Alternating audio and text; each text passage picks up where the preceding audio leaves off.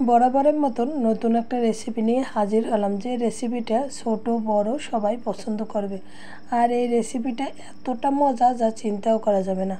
আসসালামু আলাইকুম, নর্মাল কুকে সবাইকে স্বাগতম।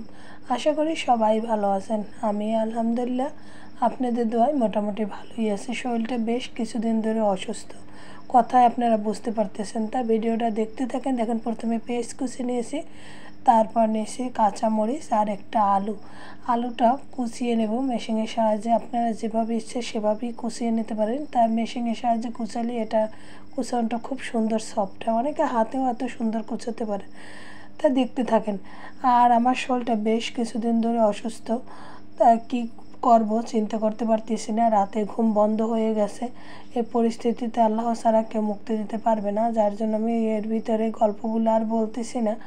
আর ভিডিও আমি আগে যা দিয়েছি সে ভিডিওগুলো অনেক ভয়েস দেয়নি অনেকটার।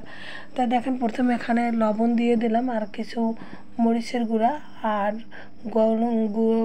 গরম মশলা গুঁড়া, আদা রসুন পেস্ট সব কিছু দিয়ে দিলাম।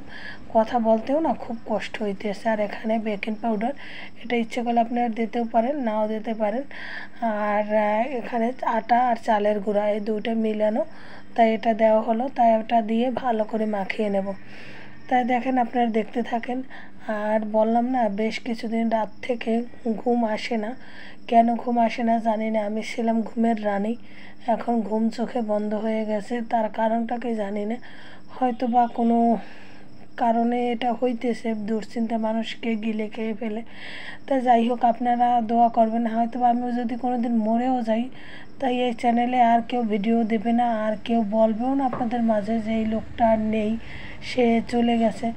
তাই যাই হোক, যেদিনকার আপনারা জানতে পারবেন না, দেখবেন ভিডিও বন্ধ হয়ে গেছে, সেদিনকার হয়তো বা বুঝতে পারবেন যে হয়তো বা আমি আর পৃথিবীতে বেঁচে নেই। যাই হোক, সবাই আমার জন্য দোয়া করবেন যেন আল্লাহ আমাকে সুস্থ করে দেয়। শুধু চিন্তা রোগী মানুষকে ধ্বংস করে দিতে পারে, এটাই বাস্তব। কিন্তু চিন্তা কারো করতে হয় না, চিন্তা মানে অটো চলে আসে। দেখেন, এখানে বন্ডটি নিয়েছি আর এই মাখানো পেস্টটা এখন এখানে দিয়ে সুন্দর করে উপর থেকে চারিদিকটা মাখিয়ে নেবো আর কি। এইরকম করে একবার হলেও খেয়ে দেখবেন, খুবই সুন্দর একটা রেসিপি। যাই হোক, আপনারা দেখতে থাকেন আর আমার কথাগুলো শুনতে থাকেন। আপনারা অনেকে আমাকে খুবই ভালোবাসেন, যে ভালোবাসার মূল্য আমি কখনোই আপনাদেরকে দিতে পারবো না। আর হয়তো বা একদিন এই কণ্ঠটা আপনারা শুনতে পারবেন না, কণ্ঠটা থেকে আপনারা আর কোনো দিন জানবেন না যে আমি আছি বা নেই। কবে যে এই খবরটা মানে আমি যদি কী আর করব, আমার ছেলেরাও জানাবে না যে আমি বেঁচে আছি না মরে আছি। তো যাই হোক, এখনও মানে বাঁচার ইচ্ছে অনেকটাই, যেহেতু জীবনে অনেক কিছু দেখার বাকি আছে। যাই হোক, আল্লাহ জানে কখন কার ডাক এসে যায়, কিন্তু বলা তো যায় না। মানুষ তো এই ভালো এই মন্দ, সে সবাই দোয়া করবেন। দেখেন, ডুবন্ত তেলে ভেজে নিচ্ছে। কথা বলতে না আমার খুবই কষ্ট হইতে আছে, ভালো লাগতেছে না। আর কেন ভালো লাগে না জানি না, হয়তো বা মানসিক রোগী হয়ে যেতে পারে।